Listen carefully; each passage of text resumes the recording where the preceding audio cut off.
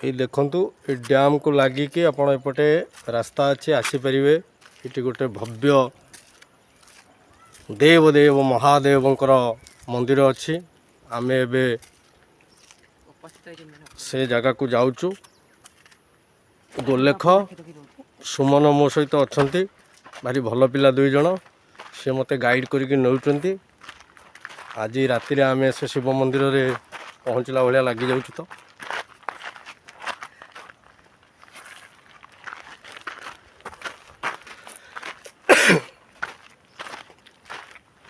सतरे आम ओडिशा रे कौन नहीं सबू अच्छी ताको किंतु आमे यूटिलाइज करि पारु नाहंती।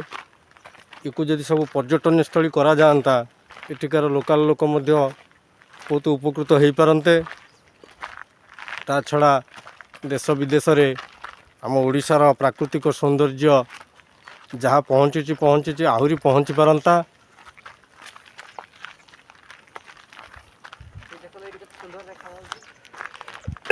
ये देखंतु यह हूँ से जो रगदा डैम से रगदा डैम कड़े कड़े आपण आसिले धीरे धीरे आसी यही पहाड़ पटे चढ़े चढ़ी जाइकी देवदेव महादेव को दर्शन करेंगे।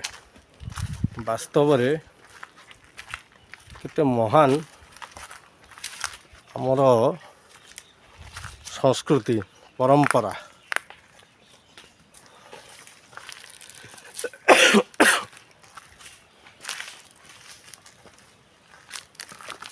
जंगल रास्ता हेले मध्य भय लगुनि कहीं आम भगवान को दर्शन करने जाऊँ।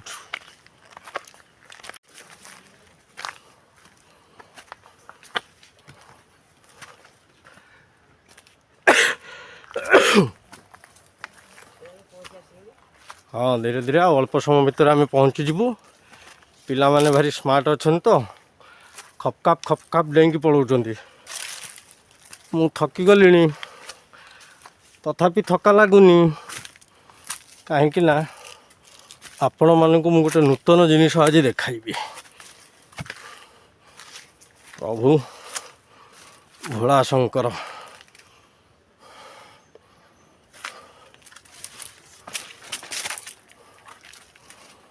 देखंतु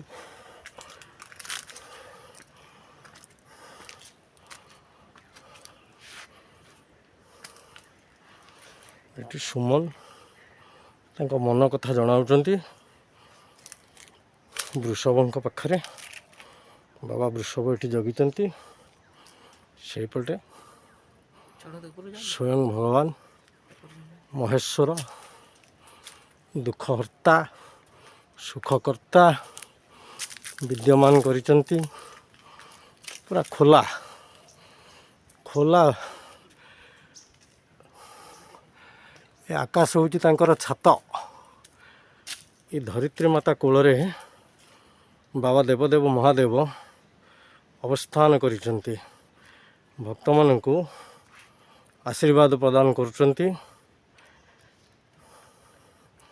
आपण देखि पारुथिबे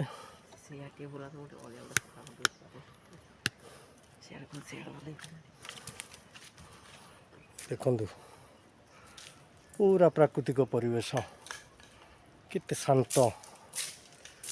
आगुरु जोगी मुनि ऋषि माने जाउथिले एभली शांत परिवेश रे ध्यानस्थ होउथिले।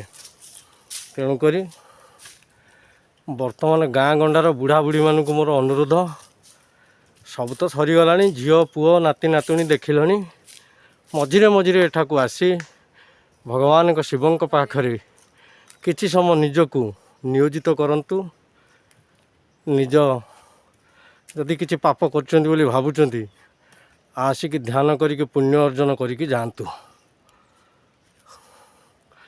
सुमन आ गोले को पहुँच जाइचंती तापर से माने आसीबे सेल्फी स्टिक को धरिले मु जाई बाबांकर टिके आशीर्वाद पाइबी। सतरे प्रकृतिर प्रकृति पुरुषर मिलन रे ही ए संसार सृष्टि ताहा आज प्रमाण करुछि। कहीं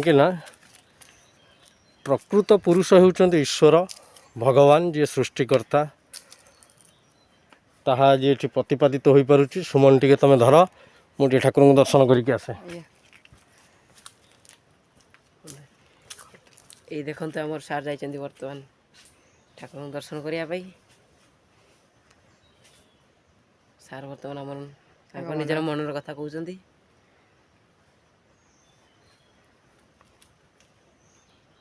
देखिए जी ये देख आम सार बर्तमान जाऊँ देवदेव महादेव पाखक बर्तमान से पहुँची गले।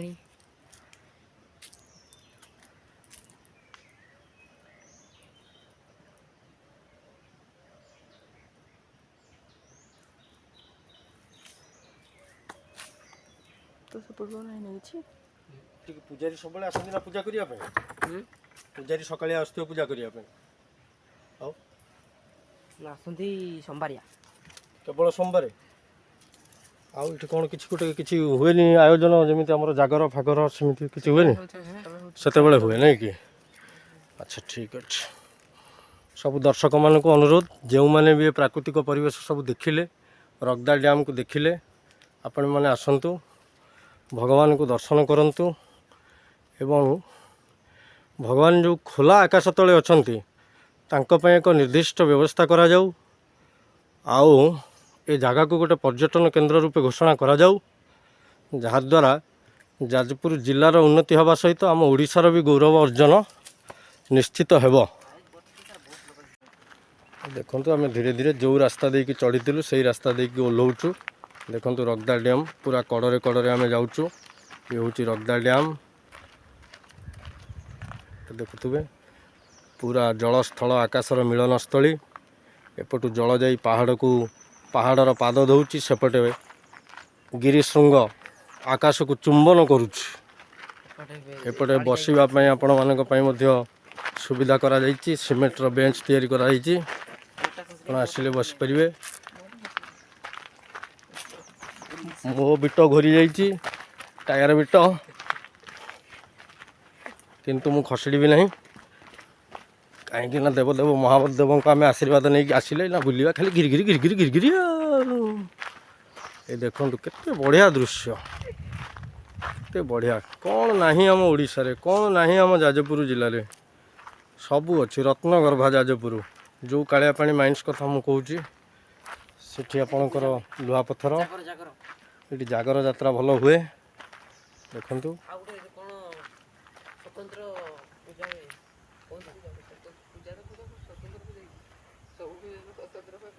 देखो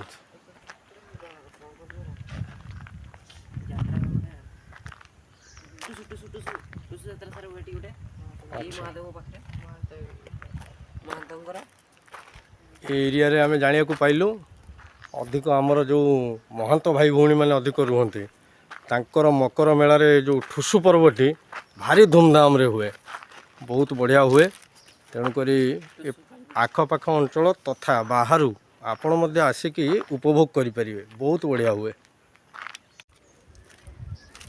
पूरा ये लंबा रास्ता जो आपण को देखुंट यही रास्ता देकी आपण आसिकी पहुँची पारे रगदा डैम रे पहुँचिकी प्राकृतिक परिवेश को उपभोग करने सहित बनभोजी करें सेठार जो मंदिर देखलु आपण सेठी बाबांकर पूजा अर्चना करें